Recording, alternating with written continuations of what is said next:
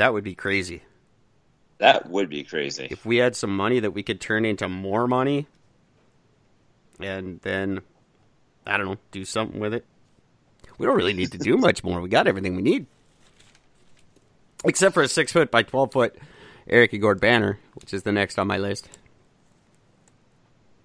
Yeah, it's actually funny you mentioned that because I saw the picture that you posted of your setup, and I thought, ooh, I want Eric and Gord posters on my wall over my podcast space. I really do too. I tried to do one by myself today on the back of my deflection shield thing. I tried to do that. I did a hand-drawn fuck Eric and Gord poster on there. It looks like crap though, so I didn't really try to show it off. In my mind, it looked awesome, so I ran and bought some paint, did it, and it looks like garbage.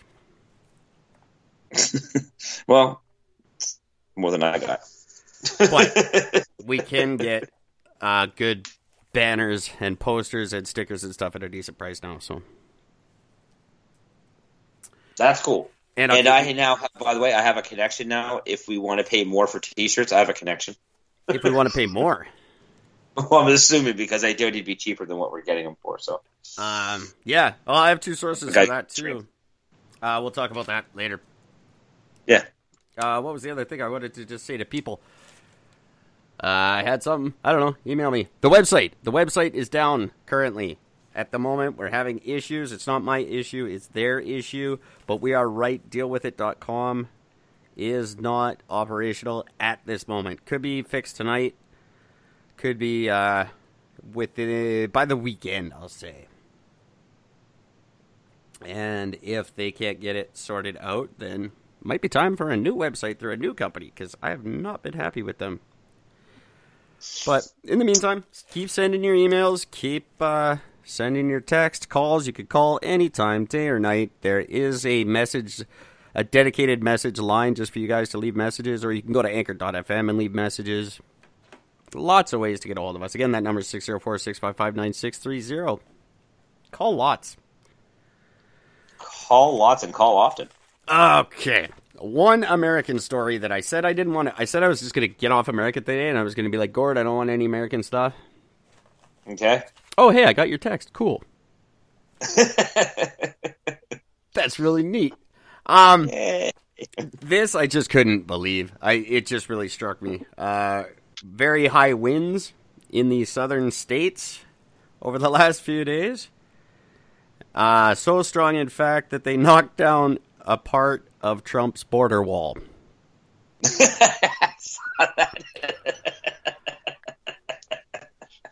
They had poured some cement. The cement didn't dry. These, I guess they must be like hurricane force winds, blew the wall, which is now sitting in some trees in Mexico. And hilarity ensues. It's just sitting there in some Mexican bushes, and Mexican officials are dealing with it, apparently. So there's Trump's wall. How's it going to keep people out if it can't even stand? Literally, it can't even handle wind. What the hell? I don't know if this was funny. Like the fence part or the more, obviously not the more secure part. But I just thought that was awesome. Sorry, Trump. I died laughing at that. It's so indicative of what's going on with him. You just start to see, the seasons change on him right now. And, he's about to get fired and his wall's falling down, and it's like, the last 4 years were all just a little too good to be true. That's right. Oh, it's so good. I do have one American story I wanted to bring up. That was He's going to, just before we move on, I want to, just on Trump, they're going to vote tomorrow as the final vote on whether they will introduce witnesses into his trial or not. And which is really fucked up. The general... How do you have a trial without a witness? That just makes no sense. The general consensus is if they vote not to allow witnesses tomorrow, he should be acquitted and back to presidenting on Monday. That's how quickly the Republicans will put an end to this thing. So it was a big, complete waste of time unless there's some giant 180 tonight. Yeah. Which, on the faux people and the Iran people and the pronunciation people, you're the same motherfuckers who say they'll do a complete 360, and that doesn't make any sense. That just puts them right back to where they are now. Stop saying that. I love that fact. That is probably gets under my skin worse than anything anybody ever says. Oh, I did a complete 360. Totally changed my mind on that. No, that's not what that means. No, it means you're keeping of the same mind. You just thought about it for a moment. Oh, God damn it. Anybody have a pronunciation thing? Email me, rosemcgowan.is_stupid@outlook.com. Tell me your thing that really drives you nuts. If you don't know what I'm referring to because you haven't heard the past episodes, when someone is telling you a story and they happen to mention Iran in their story, don't fucking stop them and be like, it's Iran. No, fuck, nobody gives a shit. Actually, it's pronounced you're a dick. It's pronounced Iran. Yeah, it's pronounced eat a dick. Go get coronavirus. Fucking morons. Jesus Christ. Okay, I don't know how you want to do this because I have 3 major stories that are major to our show. Ooh. So if you want to do yours... I don't have any major stories. I have one that just, well, it made me laugh because, again, stupid people always make me laugh, and it's not American, so that helps. All right. Another one just smack my head. Since it's live, we'll just go back and forth. And that'll work. You could do a story, and then I'll do like a major one, and you can do, one's only major really to me. But. Okay. Okay. Florida, always Florida. God bless you, Florida, for even existing. A daycare has fired one of its employees after a mother discovered a handwritten note and marker on the toddler's stomach. I briefly glanced at that, and then I didn't read it because I didn't care. So I had to because I had to see what the note actually said. What the note said. The note read, "Mom, I'm out of diapers. Please read my report." It's written in black fucking marker all across the kid's stomach. Like it's like the living shit. I fail to see the problem with that. I think it's clever. That's just good comedy. Now, the mother, I'll give the mother a former credit. She's like, immediately I was really upset. I didn't know what to do. She called her family, said, is there something I should do about this? Am I overreacting? Am I crazy? Is this something that I should just more or less like laugh off? And apparently everybody that she talked to said, no, fuck this place. You should get that bitch fucking fired. What the fuck are you doing? You can't write notes on your children. Absolutely, and that's going to be the first of many, many times that happens to him. He's going to pass out at parties in high school. He's going to get shit written on him. He's going to pass out in college. He's going to get dicks drawn on him and shit written on him. He's going to pass out on the beach, and people are going to do that shit with suntan lotion, so it totally burns into his skin. It's good that he's going to get used to it earlier than most kids. That's right, and he'll probably end up becoming getting highly addicted to tattoos when he's older too. It's what we do. We wait until one is sleeping, and then we write all over them. Oh, it's so much fun. I can understand if it was written in blood, and it was like, "I am Satan, kill my siblings" or something. That's not funny. Mom, I'm out of diapers. Please read my report. No, if it was like Jiffy marker and it doesn't come off for a week or something, that could be rough. But I don't think it's a big deal. On the other hand, if someone did that to my kid, I'd fucking go ape shit on them. So think of it that way. But yeah, but I don't know. It depends if it's funny or not. Yeah, I would just again, I'd be pissed. Why? I came and picked my kid up. You couldn't have said something to me. You had to write it on his stomach. You couldn't have handed me a note. You couldn't have just said something. Hey, just so you know, you're out of fucking diapers, and you should really read our report because the report we put out has a whole bunch of stuff mentioned in it. You couldn't have just said that to the person. You had to write a note on the kid's stomach. I don't know. It's just I think it's seems funny. like I don't lazy think it's grounds to get fired. daycaring. I don't think it's grounds to get. There's so much worse going on daycare. Like, you should be praising your daycare if that's the worst thing that happened to your kid today.